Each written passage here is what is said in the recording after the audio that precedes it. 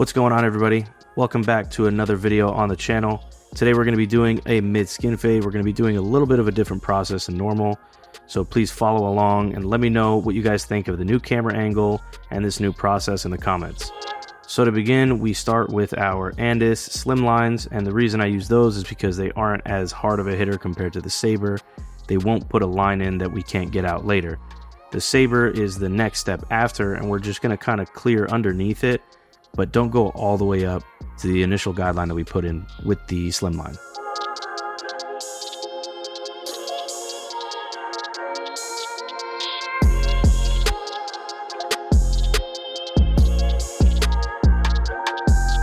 So now we're going to be using our 3, and the reason we use the 3 here, it's just to clear bulk. My client hasn't gone too long without a haircut, so it's really not taking too much off, but you always want to make sure that at least you're fading up to this 3.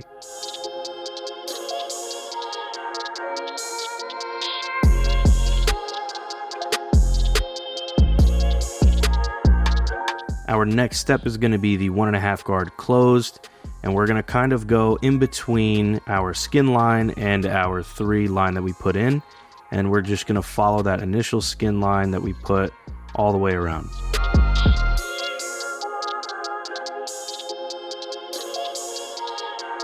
So once we have both guides in, we're going to use our thinning shears and a taper comb, and we're going to blend in that 1.5 closed into that 3. Surprisingly enough, it's not that difficult to go from a 1.5 to a 3 with thinning shears over comb. If you really wanted to, you could go with the 1.5 open just to make it a little bit less of a transition that you have to do with the thinning shears.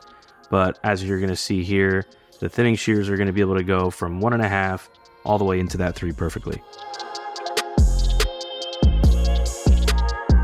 So as you can see, it does take quite a while to go from this 1.5 to the 3, but it is worth it in the end because it does give you a lot of room for error.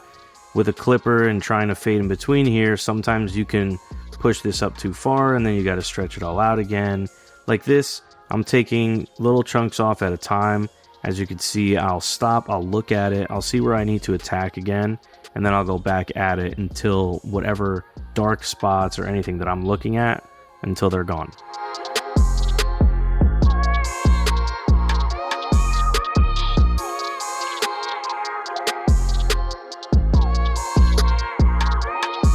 And now we're on to our next guide with the half guard closed, and we're going to do about a finger sized section along that same skin line that we put in right in the beginning.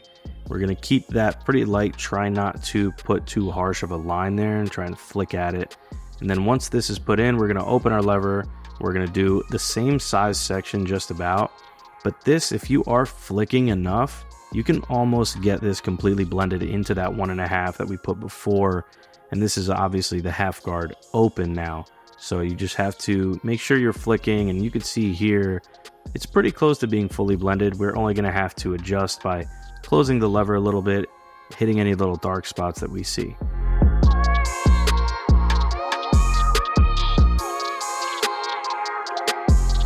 And now we're back with our best friends, the thinning shears. If you notice here, since we are shorter in the shorter part of the fade, we are using the skinny side of the taper comb. And this is why I said in the beginning, it's really important to have a taper comb because it allows you to get this close.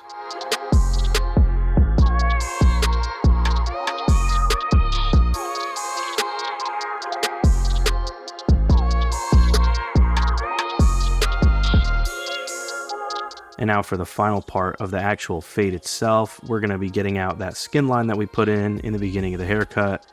And we're going to be doing that without any guard, all the way closed. Tap that line and then slowly open up your lever and move up until it's completely blended. If you see any little dark spots, you can open the blade up all the way and just use your corner, tap them out until they're completely gone.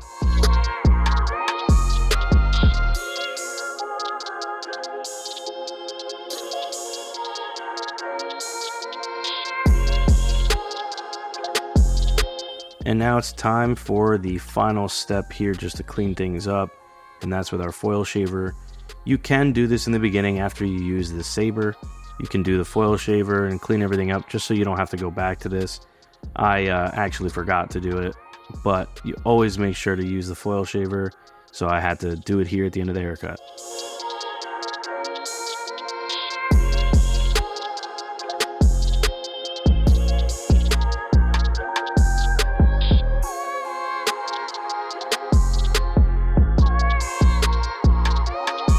So now it's time to cut the top. We're doing a bit of a comb over here with a natural part on the left. I'm just gonna pull up the front. Usually you do this facing the mirror. You would show your client, ask them how much they want off. And in this case, we're doing about a 1/2 inch. So then we take that initial guide in the middle and we bring it over to the right. And then I'm dragging this along here. If you could see at the bottom, towards the bottom of the fade, there's a short part of hair. And that's actually our 3 that we were doing in the beginning of the haircut.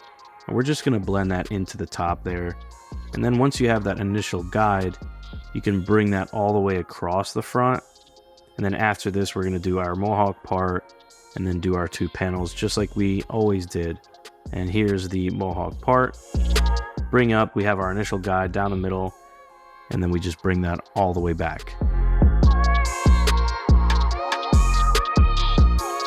So I did realize that this wasn't the best camera angle, so I do apologize for that. But for next time, we will make sure to kind of have it set up to where we have a white background so you can see the hair that I'm cutting here.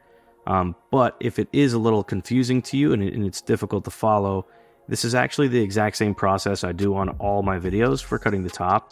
So if you did need some more help, then you could just find any other video that's not a buzz cut and it will be the exact same process.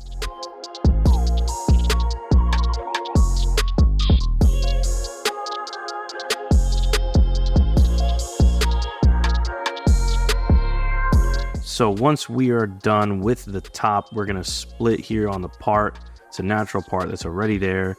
We're just gonna knock off any of the longer hairs that we see overhanging here.